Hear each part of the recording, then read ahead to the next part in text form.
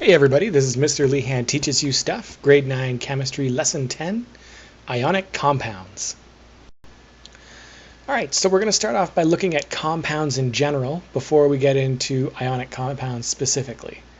So compounds are pure substances that are made up of two or more elements that are chemically combined. Now it's important to note that the properties of these compounds are not the same as the elements that make them up. For example, sodium chloride, or table salt, is very different from sodium by itself or chlorine by itself. So sodium by itself is an alkali metal, and it will catch on fire if you put it in water. It's extremely reactive. Chlorine is a green gas, and it was used in World War I to poison and kill soldiers. So when you put these two elements together, they form sodium chloride, or table salt, which is fairly harmless, except for my blood pressure.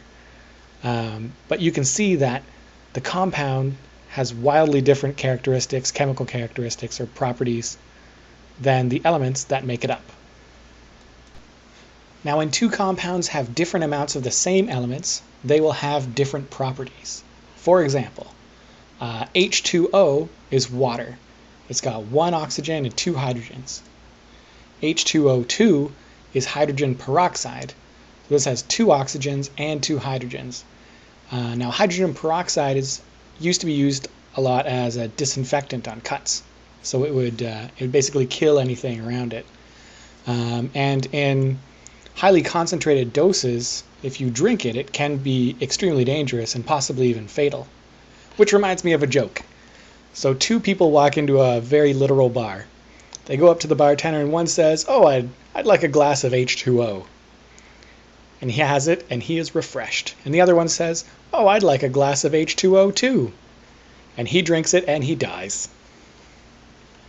Good joke. Alright, now ionic compounds. Ionic compounds are composed of at least one metal and one nonmetal. So, something from the left side, the metals, combines with something from the right side, the nonmetals, and it will give you an ionic compound. Now this is because the metals form positive ions and nonmetals form negative ions, and they combine to even each other out. They have very high melting points, they form crystals like salt, and they dissolve in water like salt. Usually, if you're thinking of properties of ionic compounds, it helps to think of salt, which is an ionic compound, because I'm sure you can easily remember that. So metals and nonmetals will combine to create ionic compounds because all elements want to have full valence shells, just like the noble gases. So remember that oxygen would need two more electrons to be like neon. So when it gains those two, it becomes a negatively charged ion. And it's going to get those two electrons from some metal that's willing to give them up. So metals and nonmetals combine to form ionic compounds so that they can both have full valence shells. Now what happens when lithium and oxygen combine? Well, lithium has one electron in its valence shell, and it wants to get rid of that electron. So there's the electron it's trying to get rid of. Oxygen, on the other hand, has 6 electrons in its valence shell, and it wants to gain 2 more. So oxygen has 2 empty spaces right here. Since oxygen needs 2 electrons and lithium only has 1 to give, oxygen's going to need to steal electrons from 2 lithium atoms. So we're going to need 2 lithiums for every 1 oxygen. So let's take those electrons away from the lithium, and we'll give them to the oxygen. And now the 2 lithiums have a charge of 1 plus, and the oxygen has a charge of 2 minus. So they balance out the charges. So once the atoms have become ions, positively or negatively charged, they stick together because they have opposite charges. And this is an ionic bond. So lithium and oxygen combine to make lithium oxide, or Li2O. Now you'll notice the 2 there. That subscript means that there are 2 lithium atoms connected to the 1 oxygen atom. So remember how oxygen needed to take from 2 lithiums to get balanced? Those are the 2 lithiums there. That's how we know that there's 2 of them. All right, now I want to show you a fun way, or a quicker way, to figure out what the chemical formula would be for 2 ions forming a compound. So the first thing you need to do is bring the ion charges down as subscripts for the other atoms. But if the ion charge is a 1, like 1 plus or 1 minus, just ignore those ones.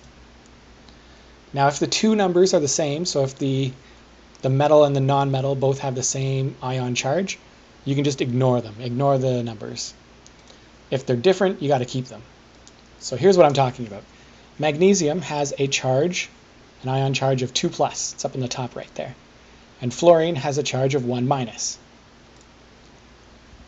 So we've got our magnesium and our fluorine here. What we do is we bring the ion charges down as subscripts for the other atoms, so that 1 goes down to the magnesium and the 2 goes down to the fluorine. And we end up with MgF2. So remember that 1, we don't put that in, we ignore it.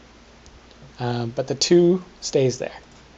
Now if we were doing magnesium and oxygen, you'll notice that their charges are the same. So their charges already balance out. So when we cross those down, we just get rid of them and it becomes MgO, because they're the same, so we can just ignore them. All right, we'll do a couple more examples. If lithium combines with nitrogen, we cross these down, and we're going to have Li3N. So there's going to be 3 lithium for every 1 nitrogen. And then we have beryllium and nitrogen. And the 2 goes down to the nitrogen, the 3 goes down to the beryllium, and now we have Be3N2. So there's 3 beryllium and 2 nitrogen in each molecule of that compound. Okay, so this is a fairly easy little trick to figure out what the chemical formula is going to be for an ionic compound. Naming ionic compounds. So the first thing you need to do is put them in the right order. So the metal has to be first and the non-metal is second. And then you change the ending of the non-metal to "ide." So for example, if you have magnesium and fluorine, that becomes magnesium fluoride. So I changed the end of fluorine to fluoride. Magnesium and oxygen is magnesium oxide. And there we have sodium and chlorine. They come together to make sodium chloride. And aluminum and sulfur becomes aluminum sulfide. So that's how we name ionic compounds. Metal first, non-metal second, and don't forget to change the end to "ide." Now you can also figure out the chemical formulas from the name of the compound. So on a test you might be asked, what is the chemical formula for magnesium sulfide? And to figure this out, it's a good idea to have the periodic table around to figure out both what the symbols are and what the ionic charges would be for magnesium and sulfur. So we find that magnesium is Mg, it's got a charge of 2 plus, and sulfur is S, and it has a charge of 2 minus. You'll notice that those 2's are the same, so we ignore them, and we end up with Mgs as the formula. Next we have beryllium phosphide. So beryllium has a charge of 2 plus, phosphorus has a charge of 3 minus. So when we cross those down, we end up with a chemical formula of Be3P2. Next we have aluminum chloride. Aluminum has a charge of 3 plus, and chlorine has a charge of 1 minus. So when we cross those down, we get AlCl3. So there's 3 chlorine atoms for every 1 aluminum atom in that molecule, in that ionic compound. And lithium chloride, one last example. Lithium has a charge of 1 plus, chlorine has a charge of 1 minus, so we ignore those and we end up with LiCl. So that's it for this video. Tune into the next video where we look at ionic compounds part 2, compounds with multivalent elements and polyatomic ions.